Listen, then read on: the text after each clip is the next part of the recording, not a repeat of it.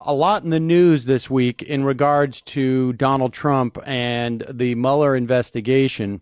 But first, let's talk about what took place in New York on, I guess it was the night of the Halloween. Um, it definitely was the night of Halloween. Or I should say, probably mid-afternoon. A driver plowed a pickup truck through a crowded, basically bike path on the west side of Manhattan, killing 8 people, injuring 11. He was ultimately shot by a police officer and is in the hospital now. It appears like he was. I don't know this for sure, but it appears going out with fake guns, essentially, is what he was walking around with after his truck crashed, would lead one to believe that he wanted to be shot to death by the police. But he was not. He has claimed this as a terror attack.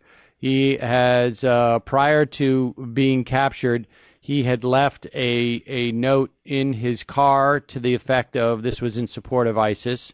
Apparently, the mode in which he performed this terrorist attack was one that is promulgated by ISIS online in videos. So, I mean, clearly a terrorist attack. But at the same time, we were talking before we went on air.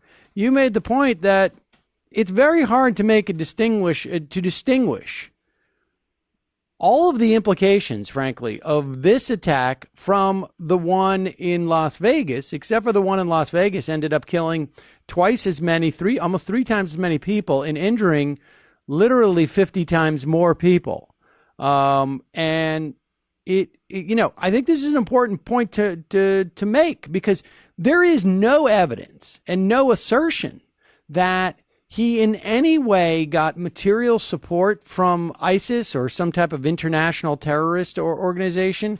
The only thing he got was, basically a functional, like, this is a way of doing it, and it's not terribly technical either. Well, no. I mean, and besides which, I mean, you and I, without ever looking at an ISIS video, could take the Right. the same lesson. I mean, they've been doing this all over the world. It doesn't take a genius to figure out that, gee, I could do that too if you were inclined to do something like that. You don't need to be looking at ISIS videos to figure that much out.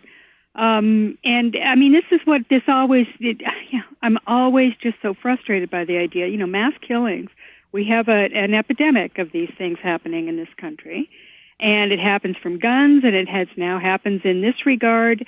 They're motivated by any number of different things. And this guy, unlike, and I'm making a distinction here between these, what the FBI calls lone wolf terrorists, and people who actually go to Saudi Arabia to train, or wherever, Right.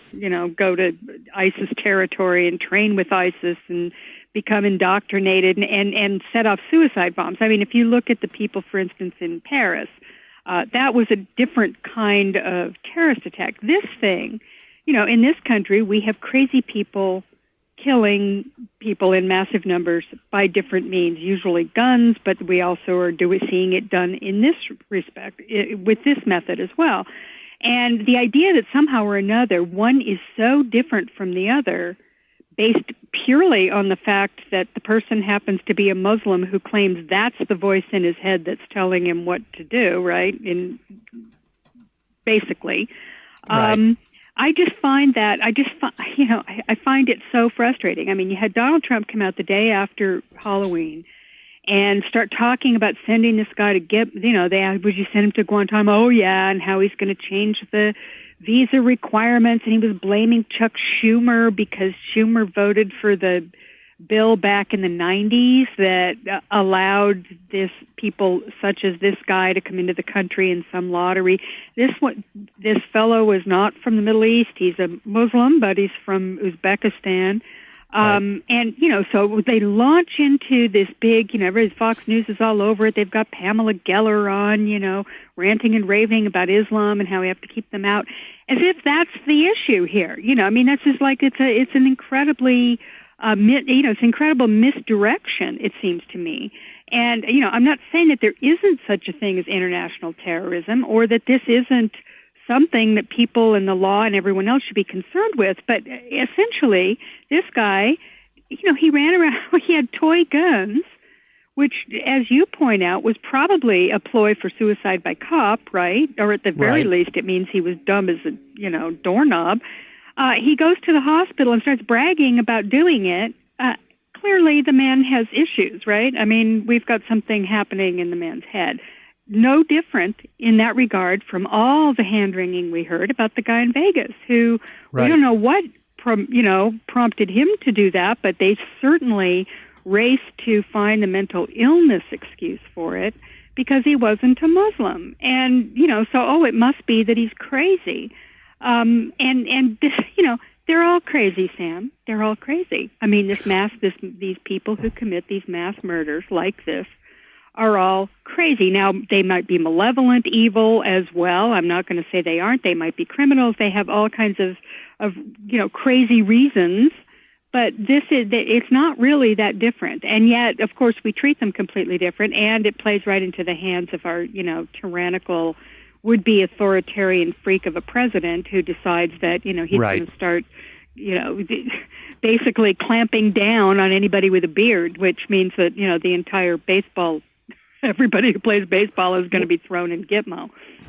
Right. I mean, and we've got to take a break here in just a moment. But the point is, and I think we can touch on this a little bit when we come back, because I think this is an important point to make.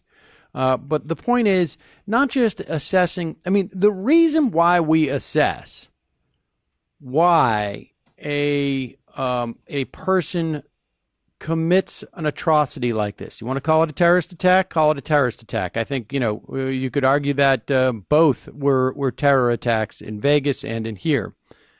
But the reason why we assess that is not the first order of business. It is the second order of business. Because the first order, the reason why we ask these questions is how do we prevent it or how do we mitigate it in the future? And coming up with and labeling this guy a terrorist of the equivalence of someone who is actually trained with ISIS or is getting material support from ISIS or some other terrorist organization or, a domestic terrorist organization defeats the purpose of attempting to address that first order problem, which is how do we stop it in the future? But we got to take a quick break. We'll talk more about this when we return. I'm Sam Seder. This is Ring of Fire Radio. I'm talking to the great Heather Parton, or Digby.